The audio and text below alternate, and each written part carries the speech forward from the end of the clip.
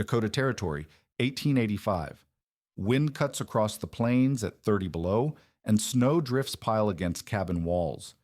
While every settler races to install quick, small iron stoves before winter, Russian immigrant Nikolai Petrovich is still laying bricks in late November. His neighbors called it wasteful.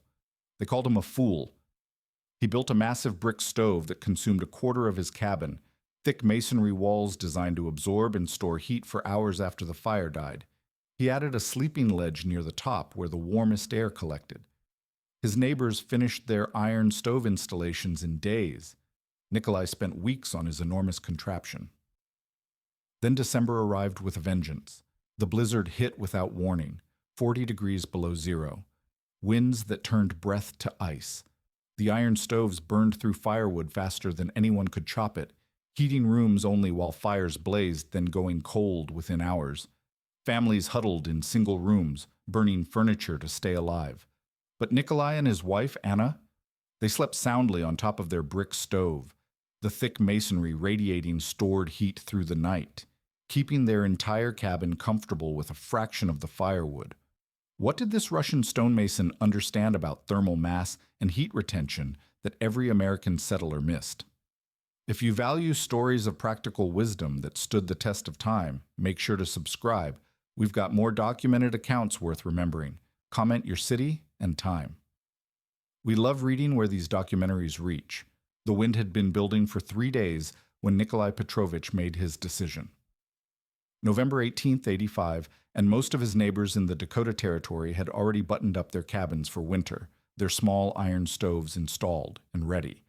But Nikolai stood in the center of his 16 by 20-foot cabin, measuring and remeasuring the space where his stove would go, ignoring the increasingly urgent warnings from Mark Thompson and the other American settlers who'd grown impatient with his delays.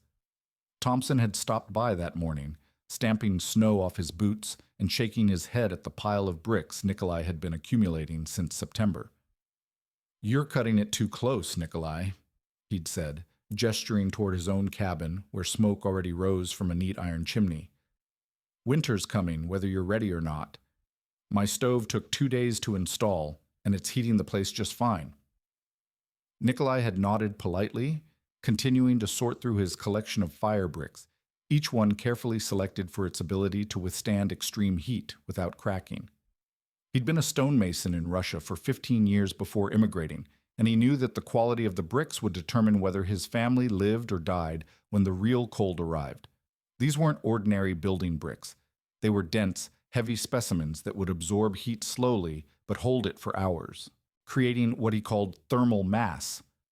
Thompson's iron stove, for all its convenience, had walls barely 1/8 of an inch thick. It would heat quickly and cool just as fast. The design Nikolai had in mind would occupy nearly 60 square feet of floor space, a quarter of their entire living area. At the base, he would build a firebox with 18-inch thick walls, surrounded by a network of flue channels that would snake through the masonry structure, allowing hot gases to transfer their heat to the bricks before exiting through the chimney. Above this, he planned to construct a sleeping ledge 8 feet long and 4 feet wide, positioned where the warmest air would naturally collect near the ceiling. Anna had questioned the sleeping arrangement at first.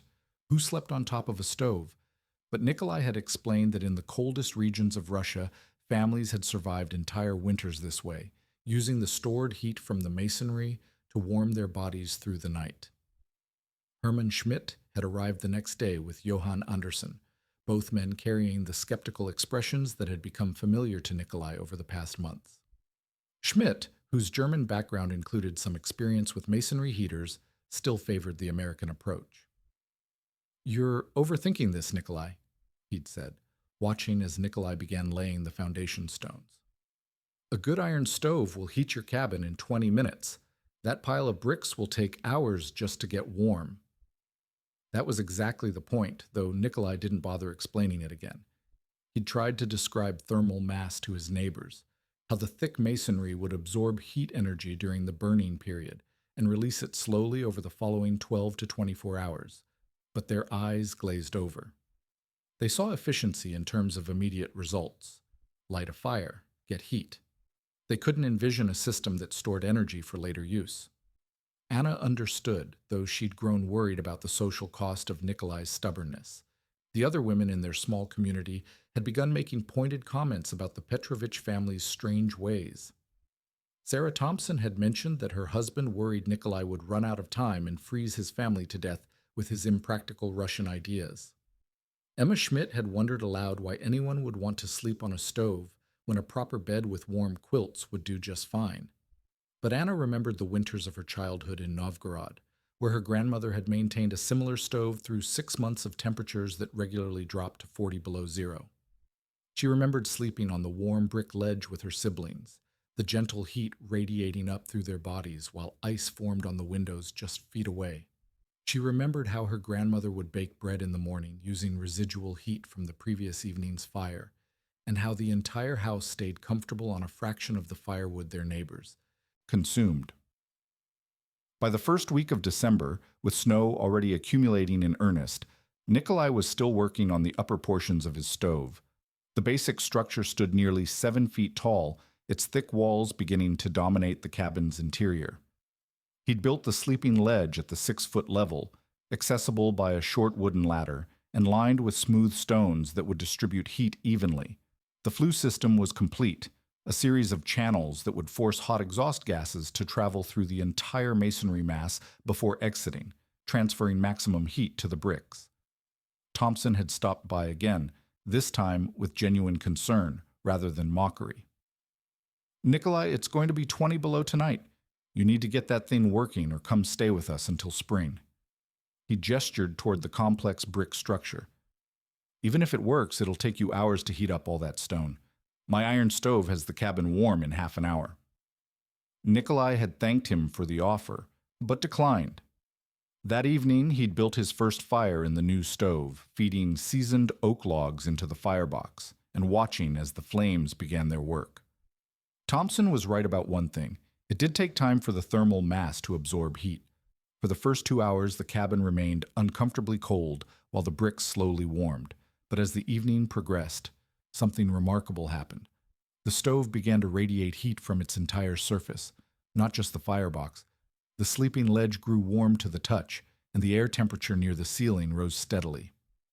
When Nikolai finally banked the fire around 10 o'clock that night, the stove continued to warm the cabin. Anna climbed the wooden ladder to test the sleeping surface, spreading quilts over the warm bricks. The heat beneath was gentle but persistent, like lying in summer sunshine. Outside, the temperature had dropped to 22 below zero, and wind rattled the cabin walls. But inside, warmed by the stored energy of 800 pounds of heated masonry, the Petrovich family prepared for their first comfortable night of the Dakota winter. The barometric pressure began dropping on December 14th, and by the morning of the 15th, the sky had taken on the peculiar gray-green color that veteran plains dwellers recognized as a harbinger of serious weather. Nikolai stepped outside his cabin to check the wind direction and felt the temperature falling in real time, from 10 above zero at dawn to zero by mid-morning, with gusts that cut through wool clothing like it was cotton cloth. Mark Thompson had spent the early morning hours splitting additional firewood, his iron stove consuming seasoned oak at a rate that worried him. His cabin measured 14 by 16 feet, smaller than Nikolai's, but his stove required feeding every 2 to 3 hours to maintain comfortable temperatures. The thin cast iron walls heated quickly when he stoked the fire, but they also radiated their heat away just as rapidly, leaving the cabin chilly within an hour of the flames dying down. He'd calculated that he needed approximately 1 cord of wood per month during the coldest weather, a consumption rate that assumed he could maintain consistent fires and that the weather wouldn't turn truly severe. By noon on December 15th, the first snow began falling in fat, heavy flakes that accumulated faster than anyone had expected. The wind shifted to the northwest, bringing Arctic air down from Canada, and the temperature plummeted to 15 below zero by early afternoon. Herman Schmidt, watching from his cabin window, noticed that his breath was visible indoors for the first time since moving to Dakota territory. His German-made iron stove, similar to Thompson's but slightly larger, struggled to heat his 18 by 20-foot cabin against the increasing cold. The Petrovich family, meanwhile, had settled into the rhythm of their new heating system. Nikolai built his evening fire around 4 o'clock, loading the firebox with split oak and letting the flames burn hot for approximately 2 hours. The masonry structure absorbed this heat energy, storing it in 800 pounds of brick and mortar that would release warmth gradually over the next 18 to 20 hours. By the time he banked the coals at 6 o'clock, the entire surface of the stove radiated gentle heat, and the sleeping ledge had reached a temperature comfortable enough to lie upon with just a thin quilt. Anna had initially been skeptical about sleeping 6 feet off the floor on a bed made of heated stone, but the practical advantages quickly became apparent. The warmest air in the cabin naturally rose to the ceiling level where their sleeping ledge was positioned. Combined with the radiant heat from the bricks beneath them, they stayed warm through the night without needing heavy quilts or additional clothing. The heat was consistent and even, unlike the fluctuating temperatures near Thompson's iron stove, which created hot zones directly in front of the fire and cold zones just a few feet away. The blizzard began in earnest during the early evening hours of December 15th, with wind speeds that bent young trees nearly horizontal and snow that fell so thickly it became impossible to see Thompson's cabin from Nikolai's window, despite the structures being only 50 yards apart. By midnight, the temperature had dropped to 25 below zero, with wind chills approaching 50 below. The storm intensified through the night, depositing 3 feet of snow by morning and creating drifts that reached nearly to the eaves of the settlers' cabins. Thompson woke at 2 in the morning to find ice forming on the inside walls of his cabin, even though his iron stove glowed red hot just 8 feet away. He'd fed the fire every hour since midnight, burning through seasoned wood at twice his normal rate, but the thin metal walls of his stove couldn't compete with the heat loss through his cabin's single-wall construction. The cast iron absorbed heat quickly from the flames, but radiated it away just as rapidly, creating a cycle that required constant attention and enormous amounts of fuel. His wood supply, which he'd calculated to last through February, was disappearing at an alarming rate. Schmidt faced similar challenges in his larger cabin. Despite burning nearly a quarter quart of wood during the first night of the storm, he woke to find frost on his coffee cup and his water bucket frozen solid near the stove. The German iron stove that had served his family well during milder weather simply lacked the thermal mass necessary to store and distribute heat effectively during extreme conditions. He spent the morning splitting additional firewood, working in wind that made the 28 below air feel like 40 below. Johan Andersson, whose Swedish background included some familiarity with severe weather, had stocked extra firewood and prepared for a difficult winter. But even his careful preparations proved inadequate against the sustained cold. His iron stove, positioned against the north wall of his cabin according to conventional frontier practice, created a significant temperature gradient across the room. The area immediately around the stove reached comfortable levels when the fire burned hot, but the far corners of the cabin remained barely above freezing despite his constant efforts to maintain the flames. The Petrovich family experienced the storm differently. Nikolai had built his final fire of the evening around 8 o'clock on December 15th, loading the firebox with oak logs and allowing them to burn completely to coals before closing the dampers. The masonry structure continued absorbing heat from the coals for several hours, storing thermal energy that would sustain them through the night. When they climbed onto their sleeping ledge around 10 o'clock, the bricks beneath them radiated steady warmth that penetrated through their quilts and into their bodies. Anna woke once during the night, around 3 in the morning, and noticed that while she could hear the wind howling outside and feel the cabin walls shuddering under the storm's assault, the air around their sleeping area remained comfortably warm. The stove hadn't been fed for 7 hours, yet heat continued radiating from its massive brick structure. She could see her breath in the cooler air near the cabin walls, but the zone around the stove maintained a temperature at least 20 degrees warmer than the surrounding space. By morning of December 16th, the temperature outside had reached 38 below zero, with winds that created conditions equivalent to 60 below. The blizzard showed no signs of abating, and weather-wise settlers recognized the signs of what would become known as one of the most severe winter storms in Dakota Territory's recorded history. Snow continued falling at a rate of several inches per hour, and they saw wind-sculpted drifts that completely buried some of the smaller outbuildings. Nikolai descended from the sleeping ledge to find that his cabin's interior temperature while certainly cooler than the previous evening, remained comfortable enough for normal activities. The stove's surface still radiated gentle heat, and when he opened the firebox to build the morning fire, he discovered that coals from the previous evening's burning were still glowing beneath a layer of ash. The thermal mass had preserved not only heat, but actual combustion, maintaining live fire through 12 hours without attention. By December 20th, the blizzard had raged continuously for 5 days, and the mathematical reality of firewood consumption began devastating the settlement. Thompson's wood supply, which should have lasted until March, had diminished to less than 2 weeks' worth at his current burning rate. His iron stove demanded feeding every 90 minutes around the clock to prevent the cabin temperature from dropping below freezing. Even with this constant attention, ice formed regularly on his water bucket, and his family had retreated to sleeping in the single room where the stove was located, abandoning the bedroom as uninhabitably cold. The fundamental problem lay in the physics of cast iron versus masonry construction. Thompson's stove walls, measuring just 3/16 of an inch thick, possessed virtually no thermal mass. When loaded with wood and burning intensely, the iron heated rapidly and radiated warmth into the surrounding air. But the moment the flames diminished, the thin metal began cooling at nearly the same rate it had warmed. Heat energy that should have been stored for gradual release was instead lost immediately through the stove walls and up the chimney.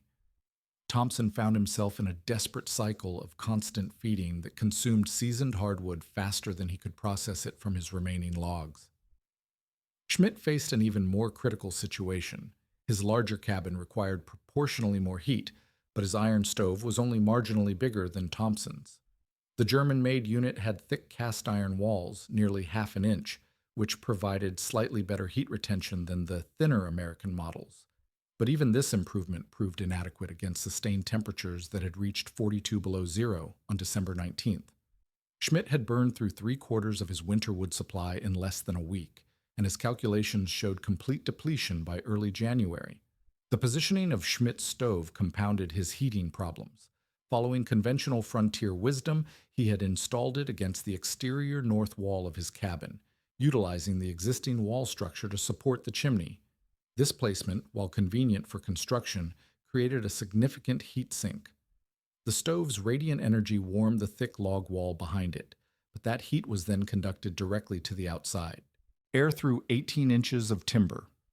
Meanwhile, the interior space farthest from the stove remained barely above freezing despite the constant burning. Anderson had made a crucial error in his wood selection that became apparent only under extreme conditions. Anticipating a hard winter, he had cut and split extra cordage, but much of it came from trees felled during the previous spring when sap was running high. This green wood contained significant moisture content, which reduced its burning efficiency and filled his cabin with smoke when the draft from his chimney weakened during the storm's most intense periods. The wet wood hissed and steamed in his firebox, producing less heat per pound than properly seasoned timber, while consuming oxygen more rapidly and creating creosote buildup in his chimney. The smoke problem became particularly acute during periods when the storm's atmospheric pressure interfered with normal chimney draft. Anderson would load his stove with green wood, only to have smoke back up into the cabin when the natural updraft couldn't overcome the storm's downdrafts. He was forced to choose between warmth and breathable air, often opening his door briefly to clear the smoke while precious heat escaped into the sub-zero exterior. By December 22nd, all three families had resorted to burning furniture and interior fixtures to supplement their dwindling wood supplies. Thompson dismantled a wooden chair and fed it piece by piece into his stove, but the construction lumber burned rapidly without providing the sustained heat of seasoned firewood. Schmidt burned a wooden crate that had contained household goods, only to discover that the thin planks flared intensely for a few minutes, before burning out completely, leaving him with less heat than he'd expected, and another gap in his fuel timeline. The iron stove's inability to burn wood efficiently became more apparent as the settlers were forced to use inferior fuel. Seasoned hardwood burns at approximately 8,000 BTUs per pound and creates a steady, manageable fire. But construction lumber, furniture wood, and green timber burn irregularly, often creating intense heat spikes followed by rapid cooling periods. The cast iron stoves, designed for consistent fuel loads, couldn't adapt to these varying heat outputs. When fed with furniture scraps, they would overheat dangerously, then cool rapidly as the thin wood burned away. Meanwhile, the Petrovich family maintained their comfortable routine with minimal fuel consumption. Nikolai's evening fires burned for approximately 2 hours, consuming roughly 15 pounds of seasoned oak. The masonry structure absorbed this heat energy and released it gradually over the following 20 hours, maintaining interior temperatures that allowed normal daily activities. While his neighbors burned wood around the clock, Nikolai built just one fire per day, occasionally adding a small morning fire during the coldest periods. The efficiency difference was striking. Thompson's iron stove consumed approximately 60 pounds of wood per day to maintain barely adequate temperatures, while Nikolai used 15 to 20 pounds for superior comfort. The mathematical advantage of thermal mass storage versus immediate heat loss meant that Nikolai's wood supply, similar in size to his neighbors, would last 4 times longer under identical weather conditions. Anna had begun baking bread using residual heat from Nikolai's daily fires, placing loaves in the firebox several hours after the flames died down. The retained heat in the bricks maintained baking temperatures long after Thompson's stove would have cooled to ambient air temperature. This secondary use of stored thermal energy provided fresh bread without consuming additional fuel, a luxury his neighbors couldn't imagine as they rationed even their basic heating needs. By Christmas Eve, the temperature had stabilized at 35 below zero, but the wind continued driving snow into drifts that had buried several outbuildings completely. Thompson made the difficult decision to burn his wooden bed frame, sleeping instead on quilts near his stove. Schmidt had begun eyeing his wooden table as potential fuel, calculating how many hours of heat it might provide. Both families had consolidated into single rooms, abandoning portions of their cabins to the cold and focusing their heating efforts on minimal living spaces. The contrast with the Petrovich household was becoming impossible to ignore. Smoke continued rising steadily from Nikolai's chimney, but only during his evening burning periods. His family moved freely throughout their entire cabin, and Anna had been seen hanging laundry to dry near their stove, an impossibility for families whose heating systems barely kept them from freezing. The wasteful Russian stove that had seemed so impractical during construction was proving to be the only heating system capable of sustaining human comfort during the unprecedented cold. The desperate knocking came at Nikolai's door on the morning of December 26th, barely audible above the howling wind that had now blown continuously for 11 days. Thompson stood outside, his face raw from cold exposure, carrying an armload of his remaining firewood like a peace offering.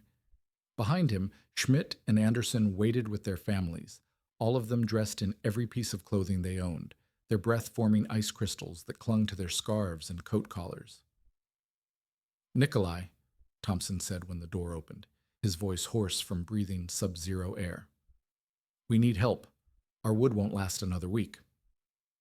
His pride had cracked like ice under pressure. The man who had mocked the massive brick stove just 6 weeks earlier now stood shivering on the threshold, his iron stove unable to keep his cabin above freezing despite burning constantly for 10 straight days. Anna appeared beside her husband, immediately ushering the 3 families inside, where they found themselves in an environment that seemed impossible given the conditions outside. The interior temperature felt comfortable enough to remove outer coats, and the adults could speak in normal voices without their breath fogging the air. Most remarkably, the Petrovich cabin maintained this warmth throughout its entire space, not just near the stove, but in the corners and along the walls where cold typically gathered. Schmidt's children pressed close to the massive brick structure, holding their hands against its surface and marveling at the gentle, consistent heat that radiated from every exposed brick.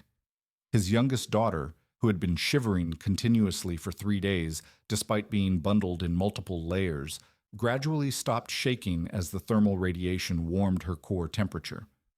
The child had never experienced this type of heat, not the sharp, immediate warmth of an iron stove that burned exposed skin while leaving the rest of the body cold, but a penetrating warmth that seemed to come from everywhere at once. Nikolai gestured toward the sleeping ledge, where quilts and pillows indicated that his family had slept comfortably the previous night. The heat stays in the bricks, he explained simply, placing his hand on the masonry wall. All night, all day. The fire from yesterday evening is still warming us now. The concept seemed almost magical to men who had spent the past week feeding their stoves every hour, only to watch the heat disappear up their chimneys within minutes. Anderson studied the stove's construction with the eye of someone who finally understood what he was seeing. The massive firebox, built with 18-inch thick walls, was designed not for immediate heat output, but for heat absorption. The network of flue channels that Nikolai had carefully constructed forced hot exhaust gases to travel through the entire masonry mass before exiting, transferring maximum thermal energy to the bricks. The sleeping ledge positioned near the ceiling took advantage of natural heat stratification, placing the family where the warmest air naturally collected. The mathematical reality of thermal mass versus immediate combustion became clear as the families spent their first full day in the Petrovich cabin. Thompson watched Nikolai build his evening fire, a single loading of seasoned oak that burned for approximately 2 hours. No constant feeding, no overnight stoking, no desperate searches for additional fuel. The bricks absorbed the heat energy and would release it gradually over the next 20 hours, maintaining comfortable temperatures while Thompson's iron stove would have cooled to ambient air temperature within 2 hours of the flames dying down. Schmidt's wife Emma noticed that Anna was preparing meals normally, using the stove's residual heat for cooking even hours after the fire had been banked. The top surface of the masonry structure remained warm enough for bread baking and water. Heating long after Schmidt's cast iron stove would have become useless for anything beyond decoration.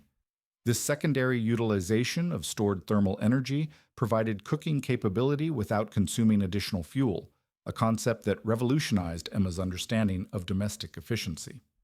The children adapted quickly to sleeping on the heated ledge, discovering that the gentle warmth radiating through their quilts provided more comfortable rest than they'd experienced in traditional beds, even during milder weather. The consistent temperature eliminated the need for heavy blankets, and the elevated position kept them in the warmest air layer of the cabin. Parents who had spent weeks worrying about their children's survival, through the night, found themselves experiencing the first restful sleep since the blizzard began. As the storm continued through the end of December, the three families established a routine of daily life within the single cabin that their iron stoves had been unable to sustain individually. The space that had seemed cramped when Nikolai first built his oversized stove now accommodated 12 people comfortably, the thermal mass providing consistent warmth without the constant attention and fuel consumption that had exhausted their individual heating efforts. Nikolai began teaching the other men about the principles underlying his stove's effectiveness. Thermal mass, he explained, was the key to surviving extreme cold with limited fuel. Cast iron possessed virtually no ability to store heat energy. It absorbed heat quickly, but released it just as rapidly. Masonry, by contrast, absorbed heat slowly, but held it for extended periods, creating a reservoir of warmth that could sustain comfortable temperatures long after combustion ended. The positioning of his stove in the center of the cabin rather than against an exterior wall eliminated the heat loss that had plagued his neighbors' installations. When Schmidt's stove heated the exterior wall behind it, that thermal energy was conducted directly outside through the logs. Nikolai's central placement meant that all radiated heat remained within the living space, with no surfaces providing a pathway for heat loss to the exterior. Thompson began sketching plans for rebuilding his heating system, calculating that he could construct a smaller version of Nikolai's design using bricks salvaged from a collapsed chimney he'd noticed on an abandoned homestead. Schmidt and Anderson made similar plans, finally understanding that their supposed efficiency in installation had been false economy. The quick, convenient iron stoves had seemed practical during mild weather, but proved catastrophically inadequate when truly tested. By New Year's Day of 1886, the blizzard finally began showing signs of weakening. The wind decreased from the sustained howling that had characterized the previous 2 weeks, and periods of lighter snowfall allowed occasional visibility beyond the immediate cabin area. But the temperature remained locked at 30 below zero, and all 4 families continued sharing the warmth that only Nikolai's thermal mass system could provide against such sustained cold. The vindication was complete. Though Nikolai accepted it without triumph or resentment, His neighbors had called his methods wasteful and foolish, but their mockery had been based on incomplete understanding rather than malicious intent. Now they saw clearly what traditional Russian knowledge had taught him, that survival in extreme conditions required systems designed for worst-case scenarios, not average circumstances. The excessive preparation that had seemed unnecessary during construction had become the margin between life and death when the real test arrived. The winter of 1885 to 1886 became known throughout Dakota Territory as the hard winter, with temperatures that remained below zero for 68 consecutive days and snowfall that exceeded previous records by more than 40%. When the weather finally broke in mid-March, the contrast between heating methods had created a permanent shift in how settlers approached home construction. Thompson began dismantling his iron stove before the snow had fully melted, using salvaged bricks from an abandoned homestead foundation to construct his own version of the Russian masonry heater. Schmidt proved to be the most methodical student of Nikolai's design principles. Throughout the remaining weeks of winter, he had studied every aspect of the thermal mass system, measuring temperatures at different locations around the stove, timing heat retention periods, and calculating fuel consumption rates. His engineering background allowed him to understand the mathematical relationships underlying the design, how the ratio of firebox volume to total masonry mass determined heat storage capacity, and why the serpentine flue channels maximized heat transfer from combustion gases to the brick structure. By April, Schmidt had begun construction of an improved version that incorporated lessons learned during the crisis. His design featured a firebox 20% larger than Nikolai's, built with fire bricks arranged to create more surface area for heat absorption. He positioned the flue channels with precise spacing to ensure even heat distribution throughout the masonry mass, and constructed his sleeping ledge with a slight slope that would direct the warmest air toward the occupant's feet and torso. Anderson took a different approach, combining elements of Scandinavian thermal mass construction with the Russian principles he had observed. His stove incorporated a baking oven built into the masonry structure, positioned to utilize residual heat for bread making and food preparation hours after the main fire had burned down. The oven chamber, lined with specialized refractory bricks, could maintain baking temperatures for up to 12 hours using heat stored in the surrounding masonry, eliminating the need for separate cooking fires during winter months. Word of the successful thermal mass systems spread beyond their immediate settlement through the network of communication that connected isolated homesteads across the territory. Traveling merchants, mail carriers, and visiting relatives carried descriptions of the stoves that had sustained families through the unprecedented cold, and by the summer of 1886, delegations of settlers were arriving to examine the designs firsthand. The Larson family traveled 60 miles from their homestead near what would become Bismarck, bringing detailed sketches and measurements to ensure they could replicate the essential features. Eric Larson, a carpenter by trade, understood immediately how the central positioning and thermal mass principles could be adapted to different cabin sizes and layouts. He calculated that a properly designed masonry heater could heat a cabin up to 24 by 32 feet, using less fuel than the iron stoves that barely warmed 12 by 16 structures. Anna became an unexpected teacher in this process, sharing the domestic knowledge that made the thermal mass systems practical for daily life. She demonstrated how to time bread baking with the heat retention cycle, placing loaves in the firebox cavity 4 to 6 hours after banking the evening fire when temperatures had stabilized in the optimal range for yeast activation and crust formation. Her technique for maintaining steady cooking temperatures using stored heat revolutionized kitchen work for families who had previously needed separate cooking fires throughout the day. The sleeping arrangements that had initially seemed strange to American settlers proved to be one of the most significant advantages of the system. Families discovered that the heated sleeping ledges eliminated the need for heavy winter bedding, reduced the risk of cold-related illness, and provided more restful sleep than traditional beds even during moderate weather. Children particularly benefited from the consistent warmth, showing improved health and energy levels compared to families still using conventional heating methods. By 1887, the masonry heater design had evolved into several distinct variations adapted to local materials and construction skills. The original Russian Pech remained the most thermally efficient, but German immigrants developed a version that incorporated cast iron doors and dampers for more precise combustion control. Scandinavian families created hybrid designs that combined thermal mass principles with traditional tile stove aesthetics, producing heating systems that were both functional and decoratively impressive.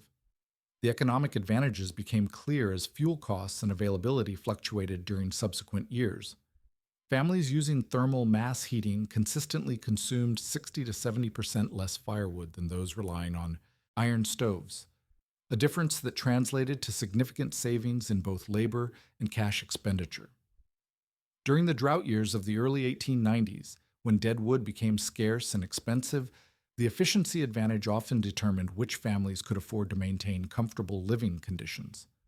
Nikolai found himself consulted regularly by new settlers and established families seeking to improve their heating systems. His reputation as a practical innovator spread throughout the region, and by 1890, masonry heaters based on his design were being constructed as far south as Nebraska and as far west as Montana. The knowledge he had brought from Russia, initially dismissed as primitive and wasteful, had become recognized as sophisticated engineering adapted to harsh climate conditions. The thermal mass principle influenced other aspects of frontier architecture as builders began understanding how thermal storage could be applied beyond heating. Root cellars designed with masonry thermal mass maintained more stable temperatures for food storage. Workshops incorporated heated masonry benches that provided comfortable working conditions during cold weather. Even livestock barns began featuring masonry heat storage systems that protected animals during extreme weather without requiring constant fire maintenance. Modern engineers studying historical heating systems would later confirm what practical experience had demonstrated during the hard winter of 1885. Thermal mass heating achieved efficiency rates of 85 to 90%, compared to 35 to 40% efficiency for cast iron stoves of the same period. The masonry systems converted nearly all combusted fuel into useful heat that remained available for extended periods, while iron stoves lost the majority of their heat energy through rapid radiation and chimney draft. The legacy extended beyond technical innovation to represent a broader principle about survival knowledge and cultural adaptation. Nikolai's success demonstrated that traditional methods developed over generations often contained sophisticated understanding that appeared primitive only to observers unfamiliar with the underlying principles. His willingness to trust proven techniques over popular opinion had saved not only his own family, but had provided a model that improved living conditions for thousands of frontier families throughout the northern plains. The massive brick stove that neighbors had mocked as wasteful excess became the foundation for a regional tradition of efficient heating that persisted well into the 20th century, long after the frontier period had ended and modern heating systems had become available.